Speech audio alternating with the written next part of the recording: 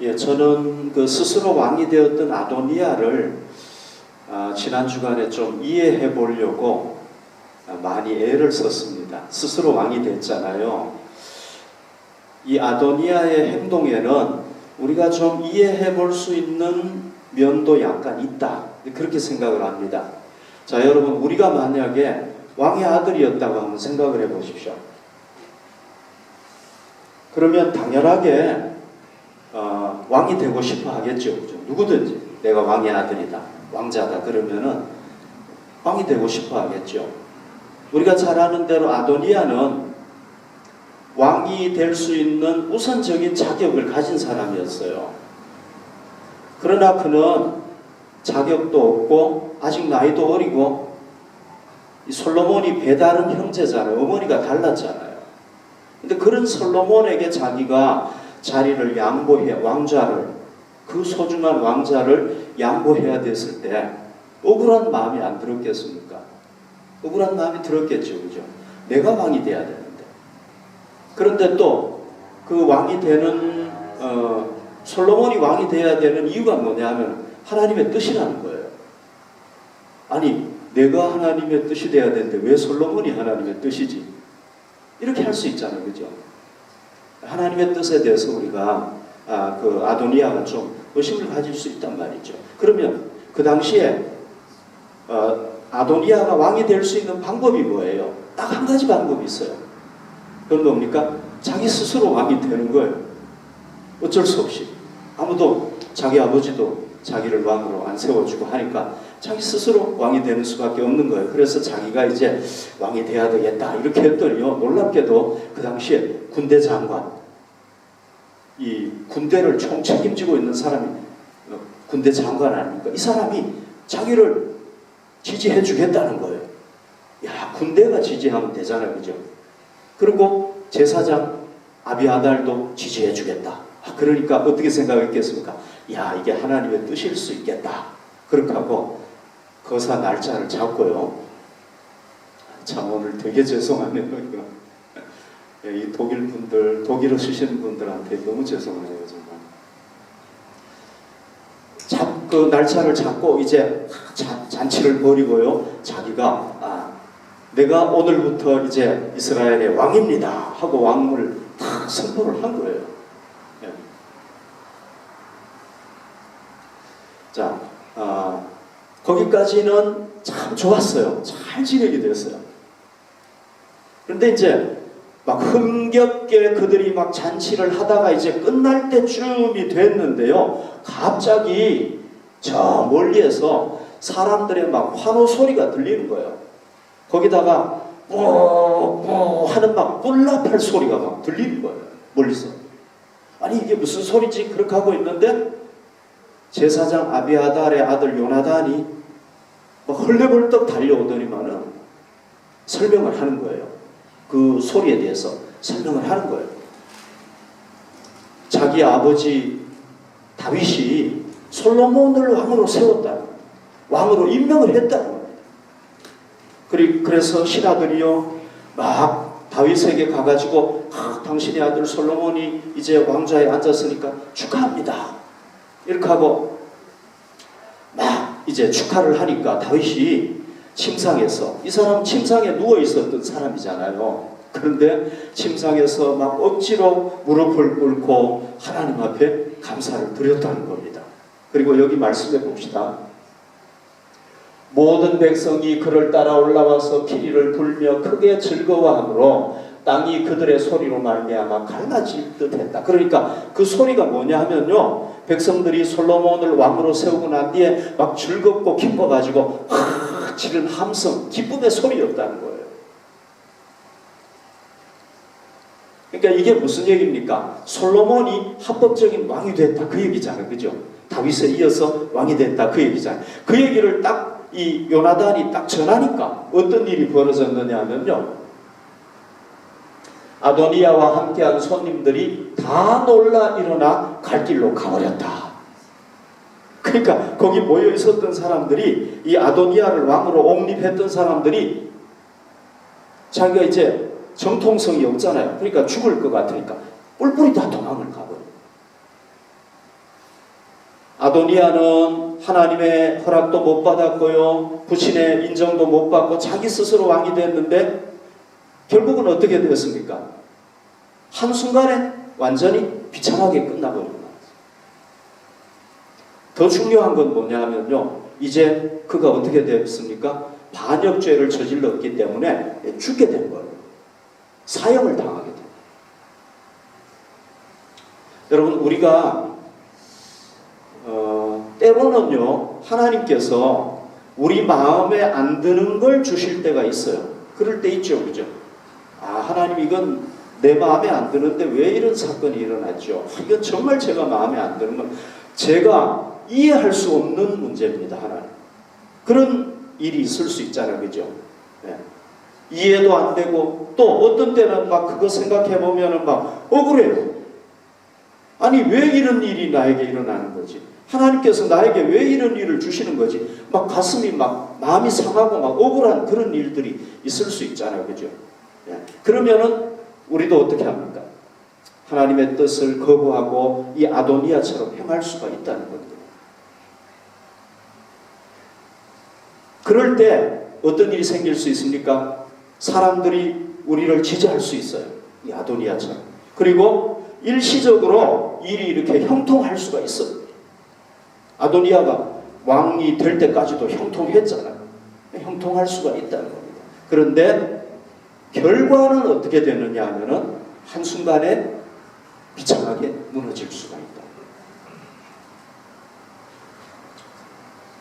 마태복음 7장 26절 27절에 보십시오. 나의 이 말을 듣고 행하지 아니하는 자는 그 집을 모래 위에 지은 어리석은 사람 같으리니 비가 내리고 장수가 나고 바람이 불어 그 집에 부딪힘에 무너져 그 무너짐이 심하니라. 그러니까 우리가 하나님의 말씀 위에 우리 인생을 건설하지 아니하면, 우리가 하나님의 말씀대로 순종하지 않으면은 마치 모래로 지은 집처럼, 모래는 여러분 물이 한번 쫙 닥치면 어떻게 됩니까? 그냥 무너져 버리잖아요. 그렇게 무너져 버리게 된다는 거예요. 그래서 우리는 우리 마음에 안 드는 것을 하나님께서 주시더라도 우리가 어떻게 해야 됩니까? 하나님의 뜻을 거부하지 말고 하나님의 뜻에 순종해야 된다는 겁니다. 성경에 보면요, 좀 억울한 사람들이 많이 있어요. 저는 그 중에 한 사람이 모세라는 생각이 듭니다. 모세가요, 이스라엘 백성들을 출애굽시켰잖아요. 그리고 그 이스라엘 백성들과 함께 광야 40년을 같이 함께 했습니다. 자기가 이끌었어요. 그 광야 생활이 얼마나 힘듭니까? 그런데 자기가 그 이스라엘 백성들을 다 이끌었으니까 이제 이스라엘 백성들을 데리고 가나안에 들어갈 자격이 있잖아요. 그죠? 그런데 하나님께서 한 번 딱 잘못했다고, 모세가 한 번 딱 잘못했다고 넌 가나안에 못 들어가, 딱 그 금지 명령을 내려버린 거예요. 모세가 어떤 마음이었겠습니까? 첫 번째는 너무 아쉽고, 왜? 자기가 이스라엘 백성들을 출애굽시켜가지고 자기가 한 건 아니지만 어쨌거나 자기가 이끌어가지고 광야 40년 그 고생한 이유가 뭡니까? 가나안 땅에 들어가기 위한 거잖아요. 근데 자기는 가나안 땅에 못 들어가게 됐어요. 얼마나 아쉬웠겠어요.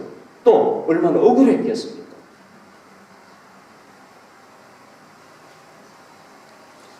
신명기 33장 26절에 보면요, 모세가 하나님 앞에, 하나님 간절하게 호소를 해요. 내가 가나안 땅에 제발 들어가게 해주십시오. 하나님, 내가 이렇게 고생하면서 여기까지 왔는데 내가 왜 여기 왔습니까? 가나안 땅에 들어가려고 온 거 아닙니까? 하나님, 나를 좀 가나안 땅에 제발 들어가게 해주십시오. 하나님 앞에 막 비틀비틀을 했어요. 근데 하나님께서 뭐라고 말씀하셨냐면은, 여호와께서 너희 때문에 내게 진노하사 내 말을 듣지 아니하시고 내게 이르시기를 그만해도 족하니, 너 지금까지 받은 은혜만 해도 족하다는 거예요. 더 이상 이 일로 다시 내게 말하지 말라. 우리 하나님 참 매정하신 거예요. 다시 얘기하지 마. 딱 하나님께서 잘라버리시잖아요. 그죠? 여기 보시면은요, 그만해도 족하다 그랬잖아요. 그만해도 족하다. 네가 이미 받은 은혜가 크다는 거예요. 그러니까 너는 이미 은혜를 많이 받았고 내가 이렇게 금지하는 것은 너에게 최상의 것을 내가 주는 거야. 그래도 그 얘기잖아요. 하나님께서 너에게 나쁜 걸 주는 게 아니고 들어가지 말라는 것도 너에게 최상으로 주는 거니까 너 벌써 넘치는 은혜를 받았지 않니? 그러니까 이제 만족해라. 그 얘기란 말이죠. 만약에요. 그런데 이 모세 위대성이 뭐예요, 여러분? 모세가 나 같으면 아니 하나님 한 번 했다고 그럴 수 있나요? 그리고 이렇게 비태비태 하는데 어떻게 이렇게 할 수 있습니까? 했을 텐데 모세는 하나님 알겠습니다. 아무 소리 안 하고 그냥 순종을 해요. 만약에 모세가 하나님 나는 하나님 말에 순종 못하겠습니다. 이건 너무 불공평합니다. 내가 어떻게 고생을 했는데요. 이스라엘 백성들을 끌고 내가 들어가겠습니다. 하나님 그래도 나는 들어가겠습니다. 그래서 어떻게 됐겠어요? 오늘 위대한 신앙인 모세는 없는 거죠. 그죠? 반역자 모세만 있겠죠. 그런데 여러분 실제로 우리가 모세 심정이 됐다고 한번 생각해 보십시오. 이게 순종하기 쉬웠겠습니까? 순종했더니 모세가 됐단 말이죠. 그러니까 아도니아도요. 하나님께서 야 너가 왕이 아니고 솔로몬이 왕이야. 나는 너를 왕으로 안 세워서 그랬을 때 이게 하나님께서 내게 주신 충분한 은혜구나. 이게 나에게 최상으로 주신 거구나. 깨닫고 아멘 했으면 어떻게 됐겠어요? 젊은 나이에 안 죽었겠죠. 그죠? 반역자로 안 죽었겠죠. 하나님 주신 이 생명을 누렸을 것이고 왕자로서 그래도 형이잖아요. 솔로몬의 형이잖아요. 그러니까 대접받았을 거 아닙니까? 국정을 나라를 위해서 큰 일도 할 수 있었고 얼마든지 할 수 있었는데 그냥 젊은 나이에 그냥 처형당하고 말았다. 하나님의 뜻을 거역하여. 여러분 이 아도니아 한번 생각해 보십시오. 이 사람이 만약에 정권을 잡았고 왕이 됐으면 어떻게 됐겠습니까? 하나님을 생각했겠습니까? 성전 지었겠습니까? 안 지었겠죠. 자기 왕궁은 화려하게 지었겠지만 성전 안 지었을 거라면 이 사람 성격을 보면 왜? 하나님도 무시하고 막 하는 성격이니까. 그런데 더 큰 문제는 뭐예요? 자기만 그러면 괜찮은데 나라와 백성들이 고통을 당하게 되는 거예요. 그러니까 하나님께서 누구를 세운 겁니까? 솔로몬을 세운. 물론 솔로몬도 나중에는 문제는 됐지만 그러나 성전도 건축하고 정치를 너무 잘했단 말이죠. 그러니까 솔로몬이 더 적합하니까 하나님께서 세운 거거든요. 그러면은 하나님께서 나를 왕으로 안 세운 것이 나에게 최상으로 주시는 거구나. 주신 거구나. 내가 뭔가 왕으로서 솔로몬이 나보다 더 합당하니까 하나님께서 세웠구나. 이렇게 생각했으면 문제가 없었을 텐데. 그렇게 생각을 안 하는 바람에 자기 인생을 망치고 말았다. 그러니까 여러분 우리도요. 하나님이 어떤 때 우리에게 마음에 안 드는 걸 주세요. 하나님 나 이거 원하지 않았던 건데 나 정말 싫어요. 그런 거 있잖아. 그죠? 그런 게 올 때가 있잖아. 그죠? 이해도 안 돼요. 하나님 이게 도대체 나에게 왜 이런 게 옵니까? 난 이해가 안 돼. 그런 거 있잖아요. 그런 일이 있잖아요. 우리가 살다 보면 억울한 일 당할 때가 있잖아요. 그럴 때 하나님께서 나에게 최상으로 주신 거구나 믿고 나가다가 보면은요. 진행하다가 보면 나중에 보면 하나님께서 진짜 최상으로 주신 거예요.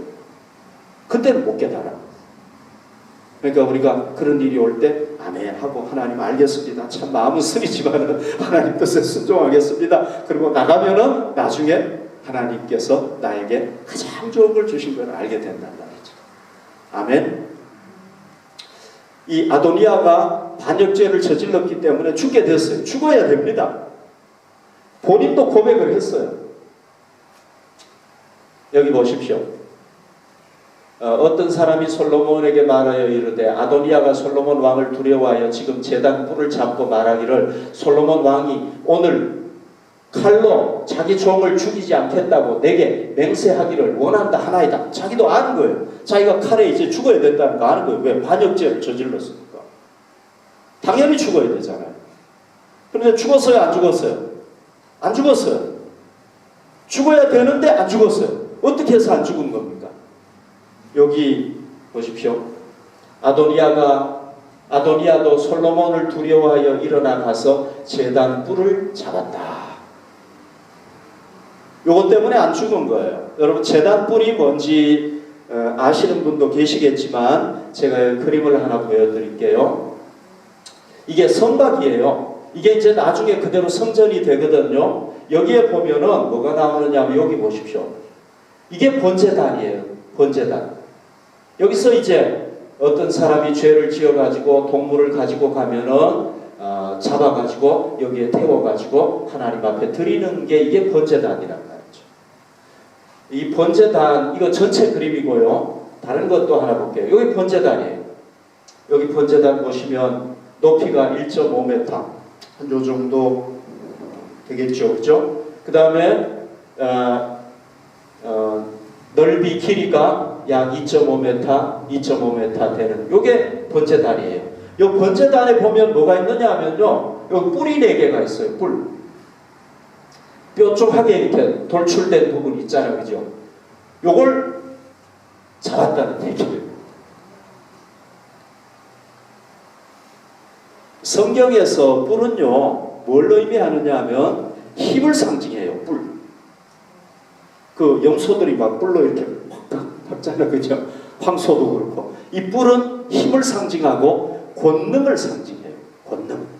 그러니까 이 번제단의 뿔은 뭐를 얘기하는 겁니까? 하나님의 권능, 하나님의 힘을 상징한다고 볼 수가 있는 거죠, 그죠?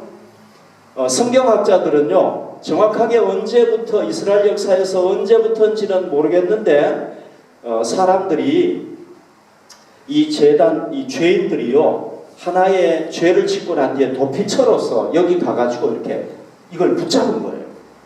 도피처럼 죄를 짓고 난 뒤에 죽지 않을 수 있는 길로 이걸 하였단 말이죠. 언제부터인지는 몰라요. 여러분, 죄진 사람이 피할 수 있는 데가 있죠. 도피성이 있잖아요, 그죠? 도피성. 여기에 들어가면 일단은 죽진 않는 거예요. 그것과 마찬가지로 이 제단을 딱 붙잡으면 안 죽는 거예요. 그래서 이걸 붙잡았다. 이건 무슨 의미냐면 상징적인 의미가 있는데요. 하나님의 도우심을 구한다. 하나님의 긍휼하심을 구한다. 하나님의 보호하심을 구한다. 이런 의미가 있는 거예요. 그런 상징적인 의미가 있단 말이죠. 이해가 됐죠, 그죠? 그러니까 아도니아가 자기가 반역죄를 저질렀잖아요. 그런데 합법적인 솔로몬 왕이 딱 세워지니까 사람들이 다 도망을 가버리니까 자기 죽게 됐잖아요. 그러니까 누구에게 찾아간 거예요? 성전으로 찾아가가지고 제단 뿔을 딱 붙잡은 거예요. 그러니까 누구에게 자기를 의탁한 거예요? 하나님의 긍휼하심에 자기를 의탁했다고 볼 수가 있는 거죠. 그죠? 하나님 나 좀 살려주십시오. 나 이제 죽게 됐습니다. 하나님 나 좀 살려주십시오. 이렇게 된 거란 말이죠. 여러분 죄송한데 우리 통역자가 왔으니까 조금만 좀 이따가 준비되면 하십시다.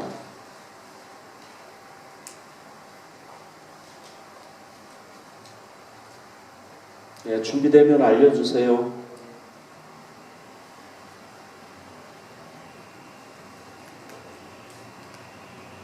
됐어요? 네.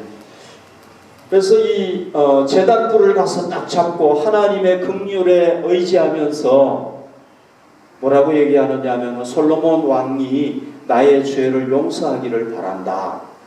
그리고 그것에 대해서 맹세를 해달라. 이렇게 요청을 한 거예요.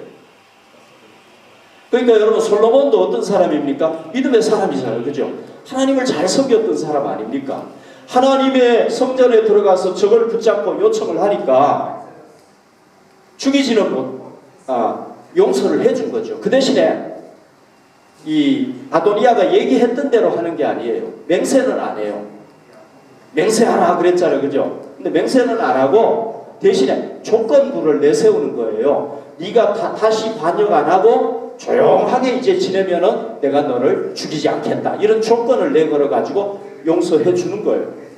어쨌거나 여러분, 죽어야 될 사람이 하나님의 제단을 붙잡았더니, 제단의 뿔을 붙잡았더니 어떻게 된 겁니까? 살게 된 거예요. 분명히 죽어야 될 사람인데 살게 된 거예요. 이 놀라운 일이죠.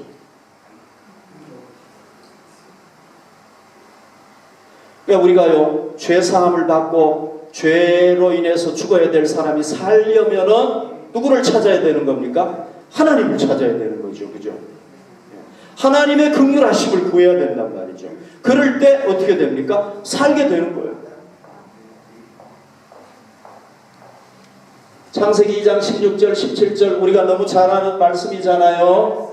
여호와 하나님이 아담 하와에게 명하여 이르시되 동산 각종 나무의 열매는 내가 임의로 먹되 선악을 알게 하는 나무의 열매는 먹지 말라. 내가 먹는 날에는 반드시 죽으리라. 그러니까 하나님의 말씀에 불순종하면은 어떻게 된다고요? 죽게 된다는 겁니다. 그래서 아담 하와가 죽었잖아요. 그 다음에 그 후손들인 우리도 역시 죄를 지으니까 다 죽는 거예요. 그래서 성경에는 왜 우리가 죽느냐? 죄 때문이다 얘기를 하고 있다. 그럼 어떻게 살 수가 있습니까? 하나님께서 우리에게요 살 수 있는, 그러니까 제단 뿔을 아도니아가 잡았더니 살았잖아요. 이것처럼 살 수 있는 뿔을 주셨어요. 제단 뿔을 우리에게 주셨어요. 그 제단 뿔이 뭐예요? 바로 성자 예수 그리스도를 보내주신 거랍니다.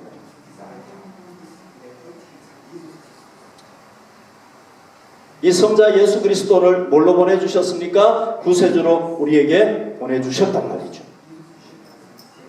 여러분 예수님의 공생애 때 있었던 일들 잘 알죠? 예수님은요 뭐 굉장한 일들을 많이 하셨습니다. 기적도 행하시고 뭐 바다 위로도 걸어오시고 굉장한 일을 했는데요. 그 중에 중요한 것 중에 하나가 또 뭐냐 하면 사람들의 죄를 용서해 주셨어요. 아무도 죄를 용서할 수 없잖아요. 그건 하나님이 하는 일이란 말이죠. 그런데 예수님께서요 죄를 용서해 주셨어요. 간음하다가 잡힌 여자가 있었어요. 현장에서 붙잡혔어요. 바리새인들과 이스라엘 백성들이 막 그 여자를 끌고 예수님 앞에 왔어요. 사람들의 손에는요 돌이 들려 있었어요. 이 현장에서 간음하다가 잡힌 여자는요 율법에 따르면 유대 율법에 따르면 돌로 쳐서 죽여야 된다. 이 여자는 살아날 방법이 없어요. 뭐 예수님인들 어떻게 하겠습니까? 방법이 없단 말이죠. 죽어야 되는 거예요. 그런데 이 여자가 살았어요. 어떻게 살았습니까? 요한복음 8장 7절에 예수님께서 한마디를 딱 하시니까 살아버렸어요. 그들이 묻기를 맞이 아니하는지라 이에 일어나 이르시되 너희 중에 죄 없는 자가 먼저 돌로 치라. 이 말 한마디 딱 하셨는데 돌로 치려고 딱 하다가 보니까 자기도 죄인인 거예요. 나이 먹을수록 더 많이 죄를 지은 거예요. 그러니까 노인들부터 돌을 놓고 다 가버렸어. 그래서 이 여자분이 살았어요. 예수님에게 뭐 하는 권세가 있다는 겁니까? 죄를 사하는 권세가 있다는 걸 가르쳐 주는 거죠. 그죠? 이분이 우리 죄를 대신해서 십자가를 지고 죽으시고 죄를 사하는 권세가 있는 하나님의 아들이, 인간도 아니에요. 거룩하신 하나님의 아들이 우리 죄를 위해서 십자가 지고 죽으셨단 말이죠. 그리고 부활하신 거예요. 그러니까 이분을 누구든지 구세주로 믿으면은 하나님께서 의롭다고 인정해 주시고 구원해 주시겠다고 약속을 했단 말이죠. 예수님께서 이렇게 얘기를 했습니다. 요한복음 10장 10절에 내가 온 것은 왜 왔느냐? 양이라는 것은 우리를 얘기하는 거예요. 온 인류를 얘기하는 겁니다. 생명을 얻게 하고 아까 죄 지었을 때 죽게 됐잖아. 그죠? 내가 온 거는 왜 왔느냐? 너희들이 나를 믿으면은 살게 된다는 거예요. 영원히 살게 된다는 거, 부활해서 살게 된다는 겁니다. 하나님 나라에서 영생 복락을 누리게 된다는 겁니다. 그래서 내가 온 것은 양으로 생명을 얻게 하고 더 풍성하게 얻게 하려는 것이라 예수님이 얘기를 한 거예요. 여러분 제단 뿔 잡는 게 어려워요? 쉬워요? 뭐 어렵지 않죠. 그죠? 제단에 가가지고 뭐 1m 한 50 되니까 이렇게 뿔 잡으면 되잖아요. 우리도 굉장히 쉬워요. 예수님을 나의 구세주로 믿고 영접하면 되는 거예요. 아멘. 그러면 구원해 주신다는 거예요. 아도니아가 뭐 힘들게 한 게 없어요. 성전에 가가지고 제단 뿔 잡으니까 살아났다. 우리도 예수님을 구주로 영접하고 믿으면 내 마음속에 영접하면 구원받는다. 여러분 하나님께서 우리를 죄와 죽음에서 예수 그리스도를 통해서 구원하신 것에 대해서 우리 감사를 드립시다. 우리도 살다 보면 아도니아처럼 하나님 앞에 죄 지을 때 있죠. 고의적으로. 아도니아가 고의적으로 했잖아요. 모르고 한 게 아니잖아요. 자기 죽는 거 알았잖아요. 우리도 그럴 때 있단 말이죠. 때로는 우리가 모르고 죄 지을 수도 있어요. 죄인 줄도 모르고 무의식 중에 지을 수도 있단 말이죠. 그래서 하나님을 거역할 수가 있잖아, 그죠? 그때 우리가 누구를 찾아야 됩니까? 다른 대상을 찾으면 안 돼요. 누구를 찾아야 돼요? 하나님을 찾아야 돼요. 여러분, 하나님을 찾으시기를 바랍니다. 다른 거 찾으면 절대 안 돼요. 누구를 찾아야 되냐? 하나님을 찾아요. 우리 고의적으로 죄 짓더라도 미안하지만, 하나님 앞에 미안하지만, 그래도 누구를 찾아야 되느냐? 하나님을 찾아야 된단 말이죠. 하나님 외에 찾으면 안 되는 거예요. 하나님 찾을 때 어떻게 됩니까? 당자가요, 얼마나 큰 죄를 지었습니까? 아버지 살아있을 때 돈 달라, 재산 달라고 그래가지고요, 다 써버렸잖아요. 얼마나 나쁜 놈입니까? 이건 있을 수가 없는 일이에요. 천벌을 받아요, 마땅할 사람이라. 그런데 하나님 품으로 돌아와요. 아버지 품으로 돌아와요. 아버지가 막 꾸중하고 막 너는 내 아들 아니야, 나가, 이럴 줄 알았는데, 어휴, 너 돌아온 것만 해도 고맙다, 그렇게 하고 막 안아주고요. 그리고 더 놀라고 죄 그냥 용서해줘 버리시고, 물론 그렇다고 해서 우리가 막 쉽게 죄 지으면 안 되겠지만 그냥 용서 다 해줘 버리시고, 그 다음에 하나님은 또 뭐까지 하시느냐 하면요, 그 재산 다 잃어버리고, 다 잃어버린 게 아니라 지가 다 써버린 거죠. 쓰고 돌아온 아들을 잔치 버리고 다 회복시켜줘 버려요. 참, 우리 하나님 너무너무 은혜와 사랑이 크신 거예요. 우리가 하나님 품으로 돌아가면 하나님은 뭐 하느냐? 첫 번째 용서, 두 번째 회복, 이것까지 하시는 거예요, 우리 하나님. 이런 분이 세상에 어디 있습니까? 그러니까 우리는 누구에게 돌아가야 된다고요? 하나님께로 돌아가야 될 줄로 믿습니다. 아도니아가요, 제단불을 잡았어요. 하나님의 긍휼을 구한 겁니다. 하나님, 나 죽게 되는데 살려주십시오. 뭐 물론 나중에 이제 보면요, 이게 진심이었는지 아닌지, 진심이 아니었는지 이제 드러나기는 해요. 얄팍한 수였는지 이제 드러나기는 하지만, 어쨌거나 그 당시에는 하나님의 제단불을 붙잡았단 말이죠. 하나님, 나를 살려주십시오 하고 하나님의 그 권능, 전능하신 하나님의 권능에 자기를 의지했단 말이죠. 그랬더니 어떻게 됐습니까? 죽어야 될 사람이 살아나는 역사가 일어나게 된 거예요. 죽음의 문제가 해결이 되어버렸다. 여러분, 하나님께 긍휼을 구하는데 죽음이 해결이 됐다면은, 모든 문제에서 하나님께 긍휼을 구할 때 하나님께서 해결해 주실 수 있습니까? 없습니까? 해결해 주실 수 있죠, 그죠? 아멘. 죽음의 문제도 해결해 버리시는데, 죽을 사람 살려 버리시는데 모든 문제 해결을 못 하겠습니까, 하나님께서? 설사 우리가 죽을 운명이라고 할지라도 하나님을 해결해 버릴 수 있다는 거예요. 아멘. 작년에 저희 교회 방문했던 그 맨하탄 선교회 회원 중에 양 목사님이라는 분이 계셨어요. 제가 그 장인어른 닮았다는 분 있잖아요. 그분이 그 본인이 쓰신 책을 저한테 이렇게 선물을 해주셔가지고 제가 읽었는데 거기에 간증이 나와요. 이분이 어렸을 때였어요. 뭐 12살, 뭐 10살 요때였어요. 그때 뭐가 터졌느냐 하면은 6.25 한국 전쟁이 터졌어요. 아버지가 이 가족을, 생계를 부양을 해야 되잖아요. 아버지가 공산군에 의해서 돌아가셨어요. 그러니까 졸지에 자기 형하고 자기하고 둘이가 고아가 돼버린 겁니다. 먹을 게 없는 거예요. 그래서 막 끼니를 굶어요. 점심을 못 먹을 때가 허다했어요. 이분이 공부를 잘했대요. 성적이 아버지 돌아가시고 난 뒤에 성적이 점점 떨어지는 거예요. 왜? 책을 사지를 못하니까. 책이 있어야 공부를 할 텐데 돈이 없으니까 책을 사지를 못하니까 복습도 할 수 없고 예습도 할 수 없고 아무도 못한다. 성적이 자꾸 떨어지는 거예요. 6학년이 됐습니다. 이제 중학교를 가야 될 시간이 됐어요. 진학시험을 봐야 되잖아요. 그래야 중학교에 갈 수 있잖아요. 그런데 공부를 못하니까 도저히 자기가 그 진학시험에 합격해가지고 중학교에 갈 자신이 없는 겁니다. 그런데 자기는 너무너무 가고 싶은 거예요. 내 아버지가 계셨다면은 아버지가 나를 도와줘가지고 내가 갈 수 있었을 텐데, 그런 생각이 막 드는 거예요. 그러다가 시험 하루 전날이었어요. 어디를 찾아갔느냐 하면은 그 목사님께서 어렸을 때 자기 아버지 무덤을 찾아갔어요. 무덤에 찾아가지고 엎드려가지고 하나님 앞에 기도합니다. 하나님, 나의 문제를 좀 해결해 주세요. 여러분, 그때 심정이 어땠겠습니까? 하나님, 내 문제를 좀 해결해 주십시오. 나를 돌보시던 아버지,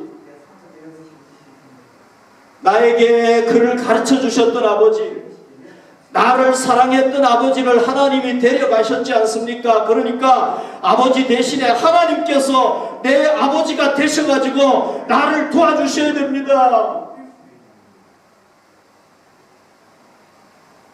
내 인생을 책임져 주시기를 바랍니다. 막 울부짖었대요. 여러분, 얼마나 답답했겠습니까? 얼마나 마음이 아팠겠습니까? 그래서 막 울부짖으면서 하나님 앞에 기도했대요. 예. 그리고 그 다음 날 이제 시험을 봤는데요. 자기 학교 어떻게 시험을 봤는지 모르겠대요. 아무튼 시험을 봤대요. 그런데 결과가 딱 나왔는데 자기 학교에서 2등을 한 거예요. 그리고 자기 원하는 학교에 원서를 딱 넣었는데 1등으로 딱 들어간 거예요. 자, 여러분, 이거 듣고 또 뭐 시험 볼 때 전혀 시험 공부 안 하고 있다가 그 전날 막 아버지 무덤 찾아가가지고 도와주십시오 이러면 절대 안 됩니다. 이분이 게을르게 공부한 거 아니잖아요. 그죠? 어쩔 수 없어가지고 그렇게 한 거죠. 그런데 너무 답답하니까 하나님 앞에, 하나님, 나 어떡합니까? 하나님 도와주시기 바랍니다. 나 중학교 꼭 가고 싶어요. 이분이 학문에 대한 아주 열정이 많았어요. 그래서 이제 미국까지 가셔가지고 유학도 하고 박사학위도 받고 그러셨는데, 아무튼 이 막 울부짖은 거예요. 그랬더니 하나님께서, 하나님께 긍휼을 구하니까 하나님 도와주십시오. 예, 구하니까 하나님께서 도와주십시오.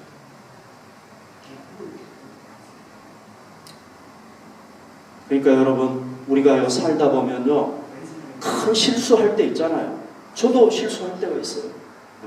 아, 내가 이거 하지 말았어야 되는데 큰 실수할 때가 있어요. 입이 엎질러진 물이에요. 어떻게 할 수가 없어요. 그런 일이 있어요.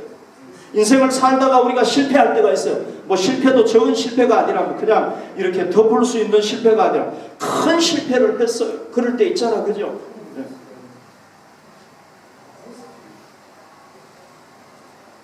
죽을 것 같은 상황, 내 힘으로 안 되는 상황 있잖아요.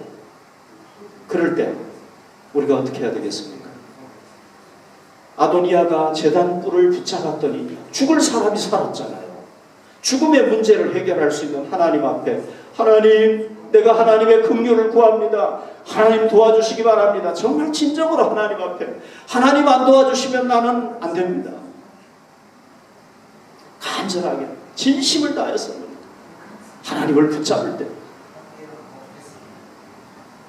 하나님께서 우리를 도와주실 줄로 믿습니다. 긍휼을 베푸실 줄로 믿습니다. 그래서 이 아도니아처럼 죽어야 될 자가 살아나는 놀라운 역사가 있을 줄로 믿습니다.